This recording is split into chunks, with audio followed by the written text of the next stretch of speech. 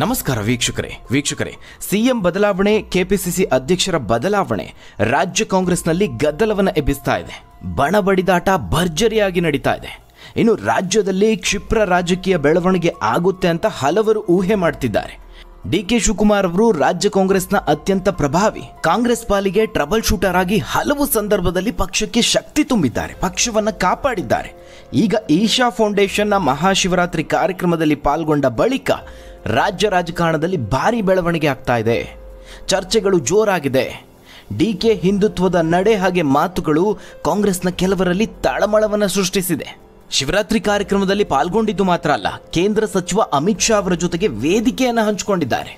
ಶಿವರಾತ್ರಿ ಬಳಿಕ ಟ್ವೀಟ್ ಮಾಡಿದ್ದಾರೆ. ಅದರಲ್ಲಿ ತಮ್ಮ ಹೆಸರಿನ ಹಿಂದಿನ ಸ್ವಾರಸ್ಯಕರ ಸಂಗತಿಯನ್ನು ಬಿಚ್ಚಿಟ್ಟಿದ್ದಾರೆ. ಇದು ರಾಜ್ಯದಲ್ಲಿ ಸಂಚಲನಕ್ಕೆ ಕಾರಣ ಆಗಿದೆ. ಬಿಗ್ ಆಪರೇಷನ್ ಆಗುತ್ತೆ, ಬಿಜೆಪಿಯತ್ತ ಡಿಕೆ ವಾಲಿಕೊಳ್ತಿದ್ದಾರೆ ಎನ್ನುವ ಚರ್ಚೆ ಮತ್ತಷ್ಟು ಹೆಚ್ಚಾಗಿದೆ. ಇದು ರಾಜ್ಯ ಕೈ ನಾಯಕರಿಗೆ ಮಾತ್ರವಲ್ಲದೆ ಕಾಂಗ್ರೆಸ್ ಹೈಕಮಾಂಡ್ಗೆ ಕಂಡು ಕೇಳರಿಯದ ಸಿಡಿಲಾಘಾತ ಅಂತಲೇ ಹೇಳಬಹುದು. ಮೊದಲೇ ದೆಹಲಿಯಲ್ಲಿ ಶೂನ್ಯ ಸಾಧನೆಯಿಂದಾಗಿ ಕಂಗೆಟ್ಟು ಹೋಗಿರುವ ಕಾಂಗ್ರೆಸ್ಗೆ ಈಗ ಆಸರೆಯಾಗಿರುವಂತಹ ಕರ್ನಾಟಕ ಸರ್ಕಾರವನ್ನು ಕಳೆದುಕೊಳ್ಳಬೇಕಾ ಅನ್ನುವ ಆತಂಕದಲ್ಲಿದೆ. ಇಂತಹ ಸಂದರ್ಭದಲ್ಲಿ ಮತ್ತೊಬ್ಬ ಅತ್ಯಂತ ಪ್ರಭಾವಿ ನಾಯಕ, ಕಾಂಗ್ರೆಸ್ನ ಟ್ರಂಪ್ ಕಾರ್ಡ್ ನಾಯಕ ಅಂತಲೇ ಖ್ಯಾತಿಯಾಗಿರುವ ಮತ್ತೊಬ್ಬ ಪ್ರಬಲ ನಾಯಕ ಕಾಂಗ್ರೆಸ್ಗೆ ಶಾಕ್ ಕೊಡೋದಕ್ಕೆ ಮುಂದಾಗ್ತಿದ್ದಾರೆ. ಇಲ್ಲಿ ಹೋಲಿಕೆ ಮಾಡಿದ್ರೆ ಡಿಕೆ ಅವರ ನಡೆ ಅಸ್ಪಷ್ಟವಾಗಿದೆ, ಆದರೆ ಈ ಮತ್ತೊಬ್ಬ ನಾಯಕನ ನಡೆಯಂತೂ ಬಹಳ ಕ್ಲಿಯರ್ ಆಗಿದೆ. ಮೊದಲೇ ತಲೆ ಮೇಲೆ ಕೈ ಹೊತ್ತು ಕೂತಿರುವಂತಹ ಕಾಂಗ್ರೆಸ್ ಹೈಕಮಾಂಡ್ ನಾಯಕರಿಗೆ ಮತ್ತೊಂದು ಆಘಾತ ನೀಡೋದ್ರಲ್ಲಿ ಯಾವುದೇ ಅನುಮಾನ ಇಲ್ಲ. ಬಿಜೆಪಿ ಇಲ್ಲಿ ದೊಡ್ಡ ಗಾಳವನ್ನೇ ಹಾಕ್ತಾ ಇದೆ. ಹಾಗಾದ್ರೆ ಕಾಂಗ್ರೆಸ್ಗೆ ಕೈ ಕೊಡ್ತಿರುವ ಆ ಪ್ರಭಾವಿ ನಾಯಕ ಯಾರು? ಹೈಕಮಾಂಡ್ಗೆ ಡಿಕೆ ಬೆನ್ನಲ್ಲೇ ಮತ್ತೊಂದು ಆಘಾತ ಎದುರಾಯ್ತಾ? ಇದು ಕಾಂಗ್ರೆಸ್ ಮುಕ್ತ ಭಾರತದ ಮುನ್ಸೂಚನೆನಾ? ಬಿಜೆಪಿಯ ಗೇಮ್ ಪ್ಲಾನ್ ಏನು? ವರಿಷ್ಠರನ್ನ ದಂಗುಬಡಿಸಿದ ಆ ನಾಯಕನ ನಡೆ ಏನ್ ಗೊತ್ತಾ? ತಿರುಗಿ ಬಿದ್ರ ಕಾಂಗ್ರೆಸ್ ಕಲಿಗಳು, ಮೋಸಕ್ಕೆ ಮೋಸ ಅಂದ್ರ ಮುತ್ಸದ್ದಿ ತಲೆಗಳು. ಆ ಪ್ರಭಾವಿ ನಾಯಕ ಕೊಟ್ಟ ಆಘಾತ ಏನ್ ಗೊತ್ತಾ? ಆ ಎಲ್ಲದರ ಬಗ್ಗೆ ಒಂದು ವರದಿ ಇದೆ, ನೋಡೋಣ. ವೀಕ್ಷಕರೇ, ರಾಜ್ಯ ರಾಜಕೀಯದಲ್ಲಿ ಏನಾಗ್ತಿದೆ ಅನ್ನೋದನ್ನ ನೀವೆಲ್ಲರೂ ಗಮನಿಸ್ತಾ ಇದ್ದೀರಿ. ಒಂದು ಕಡೆ ಸರ್ಕಾರದ ಕುರಿತಾಗಿ ಆರ್ಥಿಕವಾಗಿ ಎದುರಿಸ್ತಿರುವಂತಹ ಕಷ್ಟದ ಪರಿಸ್ಥಿತಿ. ಹಿಂದೆಂದೂ ಕರ್ನಾಟಕ ಸರ್ಕಾರಕ್ಕೆ ಈ ರೀತಿಯಾದಂತಹ ಪರಿಸ್ಥಿತಿ ಬಂದಿರಲಿಲ್ಲ. ನೇರವಾಗಿ ಹೇಳಬೇಕು ಅಂದರೆ ಯೋಜನೆ ಅಂತ ಹೇಳಿ ಬಡವರಿಗೆ, ಮಧ್ಯಮ ವರ್ಗದವರಿಗೆ ಮತ್ತಷ್ಟು ಹೊರೆ ಕೊಡ್ತಿದ್ದಾರೆ. ರಾಜ್ಯದ ಹಣ ಎಲ್ಲಿ ಹೋಯ್ತಪ್ಪ ಅಂತ ಕೇಳುವಂತಾಗಿದೆ. ರಾಜ್ಯದ ಬೊಕ್ಕಸ ಅಷ್ಟರ ಮಟ್ಟಿಗೆ ಖಾಲಿಯಾಗಿದೆ. ವೀಕ್ಷಕರೇ, ಮತ್ತೊಂದು ವಿಚಾರವನ್ನು ನೀವು ಗಮನಿಸಬೇಕು. ಈ ಯೋಜನೆಗಳಿಗೆ ಹಣವನ್ನು ಸುರಿತಿದ್ದಾರೆ, ಆದರೆ ಜನರಿಗೆ ಈ ಯೋಜನೆಗಳ ಹಣ ಸಿಗ್ತಾ ಇಲ್ಲ ಅಂತ ಕೂಗಾಡ್ತಿದ್ದಾರೆ. ಮಧ್ಯದಲ್ಲಿ ಏನಾಗ್ತಾ ಇದೆ ಅಂತ ಇದು ಹಲವರಲ್ಲಿ ಅನುಮಾನ ಮೂಡಿಸ್ತಾ ಇದೆ. ಇವೆಲ್ಲವೂ ಯಾರಿಗೆ ಸಂಕಷ್ಟ? ರಾಜ್ಯ ನಾಯಕರಿಗಲ್ಲ. ರಾಜ್ಯ ಸರ್ಕಾರದ ಕೈ ನಾಯಕರು ಅಧಿಕಾರದ ಕಿತ್ತಾಟದಲ್ಲಿ ಬ್ಯುಸಿಯಾಗಿದ್ದಾರೆ. ಸಿಎಂ ಬದಲಾವಣೆ, ಪಕ್ಷದ ಅಧ್ಯಕ್ಷಗಾದಿಗಾಗಿ ಜಗಳ, ಈ ರೀತಿಯಾಗಿ ತಲೆಕೆಡಿಸ್ಕೊಂಡಿದ್ದಾರೆ. ಇದು ಶಾಕ್ ಕೊಡ್ತಾ ಇರೋದು ಕಾಂಗ್ರೆಸ್ ಹೈಕಮಾಂಡ್ಗೆ. ಏನಂದುಕೊಂಡು ಅಧಿಕಾರಕ್ಕೆ ಬಂದಿದ್ರೂ ಅದನ್ನು ಮಾಡೋದಕ್ಕೆ ಪರದಾಡುವಂತಹ ಪರಿಸ್ಥಿತಿ ಇದೆ. ಇದನ್ನೇನು ಸುಮ್ಮನೆ ಹೇಳ್ತಿರುವಂಥದ್ದಲ್ಲ. ಡಿಕೆ ಶಿವಕುಮಾರ್ ಅವರ ಬಳಿ ಗ್ಯಾರಂಟಿ ಯೋಜನೆಗಳ ಬಗ್ಗೆ ಕೇಳಿದ್ರೆ ಪರಮೇಶ್ವರ್ ಅವರು ಪ್ರಣಾಳಿಕೆಯನ್ನು ತಯಾರಿಸಿದ್ದು ಅಂತ ಗೃಹ ಸಚಿವರತ್ತ ಬೆರಳು ಮಾಡ್ತಿದ್ದಾರೆ. ಇನ್ನು ಪರಮೇಶ್ವರ್ ಅವರು ಕೇಳೋದಕ್ಕೆ ಮುಂಚಿತವಾಗಿಯೇ ಈ ಗ್ಯಾರಂಟಿ ಯೋಜನೆಗಳು ಹೊರೆ ಆಗ್ತಿರೋದು ನಿಜ ಅಂತ ಬಹಿರಂಗವಾಗಿ ಒಪ್ಕೊಂಡಿದ್ದಾರೆ. ಈ ರೀತಿಯ ಸಂಕಷ್ಟದ ನಡುವೆ ಅಧಿಕಾರಕ್ಕಾಗಿ ಬಣಗಳ ನಡುವೆ ಕಿತ್ತಾಟ ನಡೀತಾ ಇದೆ. ಪವರ್ ಶೇರಿಂಗ್ ಒಪ್ಪಂದ ಆಗಿದೆಯೋ ಇಲ್ವೋ ಅಂತ ಧೈರ್ಯವಾಗಿ, ಬಹಿರಂಗವಾಗಿ, ಅಧಿಕೃತವಾಗಿ ಹೇಳುವಂತಹ ಮನಸ್ಸು ಕಾಂಗ್ರೆಸ್ ಹೈಕಮಾಂಡ್ಗಿಲ್ಲ.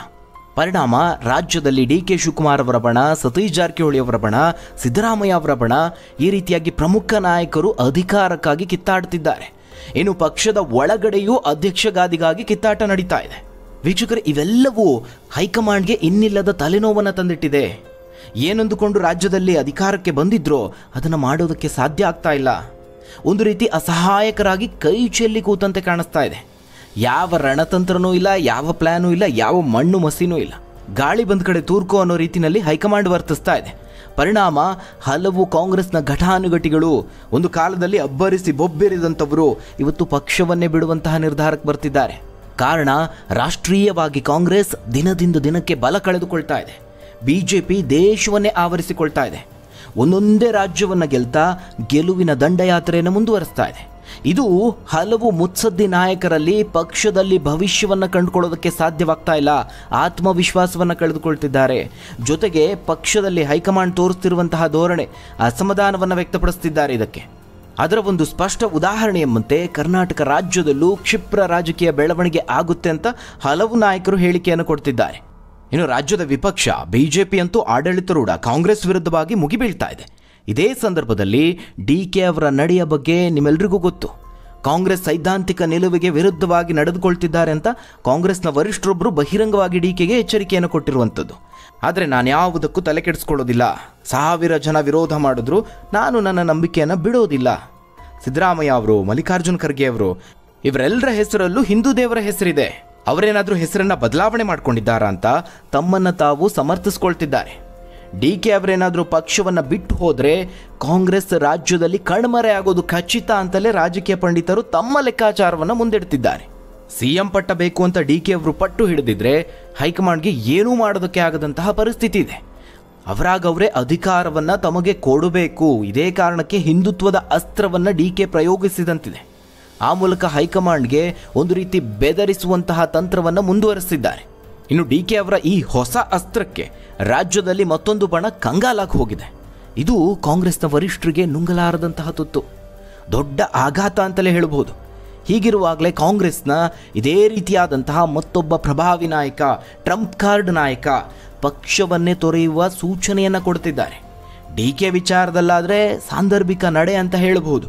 ಆದರೆ ಮತ್ತೊಬ್ಬ ಪ್ರಭಾವಿ ನಾಯಕ ಮಾತ್ರ ಡಿಕೆ ಅವರ ನಡೆಯನ್ನೂ ಮೀರಿ ಒಂದು ಕಾಲನ್ನು ಪಕ್ಷದಿಂದ ಹೊರಗಿಟ್ಟಾಗಿದೆ. ಅಂದರೆ ಮತ್ತೊಂದು ಪಕ್ಷಕ್ಕಿಟ್ಟಂತೆ.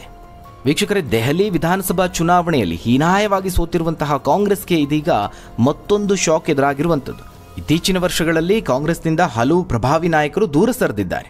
ಹಲವು ನಾಯಕರು ಬಿಜೆಪಿ ಪಕ್ಷವನ್ನು ಸೇರಿ ಕೇಂದ್ರ ಬಿಜೆಪಿಯಲ್ಲಿ ಸಚಿವರಾಗಿಯೂ ಸೇವೆಯನ್ನು ಸಲ್ಲಿಸ್ತಿದ್ದಾರೆ. ಇದಕ್ಕೆಲ್ಲ ಮುಖ್ಯ ಕಾರಣ ಅಂತ ಹೇಳಿದ್ರೆ ಕಾಂಗ್ರೆಸ್ ಪಕ್ಷದಲ್ಲಿ ಹೈಕಮಾಂಡ್ ಬೇರೆಯವರನ್ನು ಬೆಳೆಯೋದಕ್ಕೆ ಬಿಡ್ತಾ ಇಲ್ಲ, ಅಥವಾ ಕಾಂಗ್ರೆಸ್ನ ಇತರ ಪ್ರಭಾವಿ ನಾಯಕರಿಗೆ ಗೌರವ, ಅವಕಾಶ, ಪ್ರಮುಖ ಹುದ್ದೆಗಳನ್ನು ಕೊಡ್ತಾ ಇಲ್ಲ ಅನ್ನುವಂತಹ ಆರೋಪ ಇದೆ. ಇದೀಗ ಇದಕ್ಕೆ ಪುಷ್ಟಿ ಕೊಡುವಂತೆ ಕಾಂಗ್ರೆಸ್ನ ಪ್ರಭಾವಿ ನಾಯಕ ಹಾಗೆ ಬುದ್ಧಿವಂತ ನಾಯಕ ಅಂತಲೇ ಖ್ಯಾತಿ ಗಳಿಸಿರುವ ಶಶಿ ತರೂರ್ ಅವರು ಬಿಜೆಪಿ ಸೇರೋದಕ್ಕೆ ವೇದಿಕೆ ಸಿದ್ಧವಾಗ್ತಿದೆ ಎನ್ನಲಾಗ್ತಾ ಇದೆ. ಇದೇನಾದರೂ ಆದರೆ ಕಾಂಗ್ರೆಸ್ ಪಕ್ಷಕ್ಕೆ ಇನ್ನಷ್ಟು ಸಂಕಷ್ಟ ಎದುರಾಗೋದು ಖಚಿತ. ಅಂದರೆ ವೀಕ್ಷಕರೇ, ಕಾಂಗ್ರೆಸ್ ಪಕ್ಷ ಅಧಿಕಾರ ಕಳೆದುಕೊಂಡ ಮೇಲೆ ಹಲವು ಪ್ರಭಾವಿ ಕಾಂಗ್ರೆಸ್ ನಾಯಕರು ಪಕ್ಷವನ್ನು ತೊರೆದಿರುವಂಥದ್ದು. ಇನ್ನೂ ಕೆಲವು ನಾಯಕರು ಬಿಜೆಪಿ ಬಾಗಿಲನ್ನು ತಟ್ಟಿದ್ದಾರೆ. ಪ್ರಮುಖವಾಗಿ ಕಳೆದ 2 ವರ್ಷದ ಅವಧಿಯಲ್ಲಿ ನಡೆದಂತಹ ವಿಧಾನಸಭಾ ಚುನಾವಣೆಗಳಲ್ಲಿ ಕಾಂಗ್ರೆಸ್ ಪಕ್ಷ ಹೀನಾಯವಾಗಿ ಸೋತಿದೆ. ಉದಾಹರಣೆಗೆ ಹರಿಯಾಣದಲ್ಲಿ ಏನಾಯಿತು? ಇನ್ನೇನು ಗೆಲ್ಲುವ ಹಂತದಲ್ಲಿ ಕಾಂಗ್ರೆಸ್ ಪಕ್ಷ ಅತಿಯಾದ ಆತ್ಮವಿಶ್ವಾಸದಿಂದ ಮುಗ್ಗರಿಸಿ ಬಿತ್ತು. ಇನ್ನು ಮಹಾರಾಷ್ಟ್ರ ಹಾಗೆ ಜಾರ್ಖಂಡ್ನಲ್ಲಿ ಪೈಪೋಟಿ ಕೊಟ್ಟು ಸೋತು ಹೋಯಿತು. ಇನ್ನು ದೆಹಲಿಯಲ್ಲಿ ಶೂನ್ಯ ಸಾಧನೆ. ಇದೆಲ್ಲದರ ಪರಿಣಾಮ ಕಾಂಗ್ರೆಸ್ನಲ್ಲಿರುವಂತಹ ಮುತ್ಸದ್ದಿ ರಾಜಕಾರಣಿಗಳು ಸಹ ಪಕ್ಷದಿಂದ ಹೊರನಡೆಯುವ ಸೂಚನೆಯನ್ನು ಕೊಡ್ತಿದ್ದಾರೆ. ಇತ್ತೀಚೆಗೆ ಶಶಿ ತರೂರ್ ಅವರು ಯಾವ ರೀತಿಯಾಗಿ ಮೋದಿ ಅವರನ್ನು ಹಾಡಿ ಹೊಗಳಿದ್ರು ಅನ್ನೋದನ್ನು ನೀವೆಲ್ಲರೂ ಗಮನಿಸಿರಬಹುದು. ಈ ಮುಂಚೆ ಎಲ್ಲ ಯಾವ ರೀತಿಯಾಗಿ ಟೀಕೆ ಮಾಡ್ತಿದ್ರು ಅನ್ನೋದು ನಿಮ್ಮೆಲ್ಲರಿಗೂ ಗೊತ್ತು. ಕಾಂಗ್ರೆಸ್ ಮೇಲಿನ ಈ ಮುನಿಸಿನ ಬೆನ್ನಲ್ಲೇ ಕೇಂದ್ರ ಕೈಗಾರಿಕಾ ಸಚಿವ ಪಿಯೂಷ್ ಗೋಯಲ್ ಅವರ ಜೊತೆಗೆ ನಗುನಗುತ್ತಾ ಸೆಲ್ಫಿಯನ್ನು ತೆಗೆದುಕೊಂಡಿದ್ದಾರೆ. ಇದು ಭಾರಿ ವೈರಲ್ ಆಗಿದೆ. ಇದು ಬೇರೆ ಯಾರೋ ತೆಗೆದಿರೋದಲ್ಲ, ಸೆಲ್ಫಿಯನ್ನು ತೆಗೆದುಕೊಂಡಿರೋದು. ಅಷ್ಟು ಮಾತ್ರ ಅಲ್ಲ, ತಮ್ಮ ಸೋಷಿಯಲ್ ಮೀಡಿಯಾ ಖಾತೆಯಲ್ಲಿ ಇದನ್ನು ಹಂಚಿಕೊಂಡಿದ್ದಾರೆ. ಕೆಲವೇ ದಿನಗಳ ಮುಂಚೆ ಕಾಂಗ್ರೆಸ್ ವಿರುದ್ಧವಾಗಿ ಸಿಡಿದು ನಿಂತಿದ್ರು. ಕೇರಳ ಕಾಂಗ್ರೆಸ್ನಲ್ಲಿ ನಾಯಕತ್ವದ ಕೊರತೆ ಇದೆ, ಇದ್ರ ಬಗ್ಗೆ ಕಾಂಗ್ರೆಸ್ ಹೈಕಮಾಂಡ್ ಸ್ಪಷ್ಟ ನಿರ್ಧಾರವನ್ನು ತೆಗೆದುಕೊಳ್ಬೇಕು, ಇಲ್ಲದೇ ಇದ್ದರೆ ನನ್ನ ನಿರ್ಧಾರವನ್ನು ತಿಳಿಸಬೇಕಾಗುತ್ತೆ ಅಂತ ಹೇಳಿದರು. ಅಷ್ಟು ಮಾತ್ರ ಅಲ್ಲ, ಕಾಂಗ್ರೆಸ್ನಲ್ಲಿದ್ದುಕೊಂಡು ಕೇರಳದ LDF ಸರ್ಕಾರವನ್ನು ಹೊಗಳಿದ್ರು. LDF ಸರ್ಕಾರದ ನಿರ್ಧಾರ ಹಾಗೆ ಯೋಜನೆಗಳಿಂದ ಕೇರಳ ಅಭಿವೃದ್ಧಿ ಆಗ್ತಾ ಇದೆ ಅಂತ ಶಶಿ ಅವರು ಹೇಳಿದರು. ಇದು ಹೈಕಮಾಂಡ್ನ ಕೆಂಗಣ್ಣಿಗೆ ಗುರಿಯಾಗುತ್ತೆ, ಅವರಿಗೆ ಸಮನ್ಸನ್ನು ಜಾರಿ ಮಾಡ್ತಾರೆ. ಆಗ ಮತ್ತೆ ಸಿಡಿದು ನಿಂತಹ ಶಶಿ ತರೂರ್ ಅವರು ಕಾಂಗ್ರೆಸ್ ಹೈಕಮಾಂಡ್ಗೆ ತಿರುಗೇಟನ್ನು ಕೊಡ್ತಾರೆ. ಕಾಂಗ್ರೆಸ್ ಹೈಕಮಾಂಡ್ಗೆ ನಿಮಗೆ ಅವಶ್ಯಕತೆ ಇಲ್ಲ ಅಂದರೆ ನನ್ನನ್ನು ಬಿಟ್ಬಿಡಿ, ನಾನು ಬೇರೆ ಆಯ್ಕೆಗಳ ಬಗ್ಗೆ ಯೋಚಿಸ್ತಾ ಇದ್ದೀನಿ ಅಂತ ಅತ್ಯಂತ ಸ್ಪಷ್ಟವಾಗಿ ಹೇಳಿದ್ರು. ಅಂದರೆ ರಾಜಕೀಯ ವೃತ್ತಿ ಜೀವನದಲ್ಲಿ ಕಾಂಗ್ರೆಸ್ಗೆ ತಾನು ಡಿಪೆಂಡ್ ಆಗಿಲ್ಲ ಅನ್ನೋದನ್ನು ಹೇಳಿರುವಂಥದ್ದು. ಇದರ ಮತ್ತೊಂದು ಬೆಳವಣಿಗೆ ಎಂಬಂತೆ ಶಿವರಾತ್ರಿಯ ದಿನ ಮತ್ತೊಂದು ಟ್ವೀಟನ್ನು ಮಾಡ್ತಾರೆ. ನಾನು ಶಿವರಾತ್ರಿ ದಿನದಂದು ಜನಿಸಿದ್ದೇನೆ, ಶಿವನ ಹಣೆಯ ಮೇಲೆ ಅರ್ಧ ಚಂದ್ರನಿದ್ದಾನೆ, ಅದೇ ಕಾರಣಕ್ಕೆ ನನಗೆ ಶಶಿ ಅಂತ ಹೆಸರಿಟ್ಟಿದ್ದಾರೆ. ಇನ್ನು ಕೇರಳದ ಕ್ಯಾಲೆಂಡರ್ ಪ್ರಕಾರ ನನ್ನ ನಕ್ಷತ್ರದ ಹುಟ್ಟುಹಬ್ಬ ಇವತ್ತು.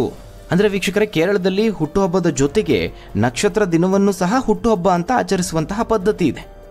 ಇದನ್ನು ಶಶಿ ತರೂರ್ ಅವರು ಉಲ್ಲೇಖಿಸಿ, ಇವತ್ತು ನನ್ನ ಕುಟುಂಬಕ್ಕೆ ಯಾವಾಗಲೂ ಬಹಳ ವಿಶೇಷವಾದಂತಹ ದಿನ ಆಗಿದೆ ಅಂತ ಟ್ವೀಟ್ನಲ್ಲಿ ಹೇಳಿದ್ದಾರೆ.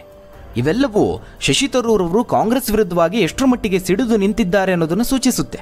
ಯಾವಾಗ ಶಶಿ ತರೂರ್ ಅವರು ಪ್ರಧಾನಿ ಮೋದಿ ಅವರನ್ನು ಹೊಗಳಿದ್ರು, ಆಗಲೇ ಏನೋ ಪ್ರಳಯ ಆಗುತ್ತೇನೋ ಅನ್ನೋ ರೀತಿಯಲ್ಲಿ ಒಂದು ಹಂತದ ಚರ್ಚೆ ಶುರುವಾಗಿತ್ತು.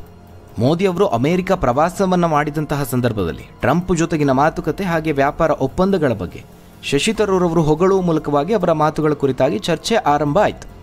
ಅದಕ್ಕೂ ಮುಂಚಿತವಾಗಿ ರಾಹುಲ್ ಗಾಂಧಿ ಅವರು ಈ ಒಂದು ಭೇಟಿಯನ್ನ ತೆಗಳಿದ್ರು, ಮೋದಿ ಅವರನ್ನ ಟೀಕೆ ಮಾಡಿದ್ರು. ಹೀಗಾಗಿ ಸಹಜವಾಗಿಯೇ ಶಶಿ ತರೂರ್ ಅವರ ವಿರುದ್ಧವಾಗಿ ಕಾಂಗ್ರೆಸ್ ಕಡೆಯಿಂದ ಒಂದಷ್ಟು ಟೀಕೆಗಳು ವ್ಯಕ್ತವಾಯಿತು.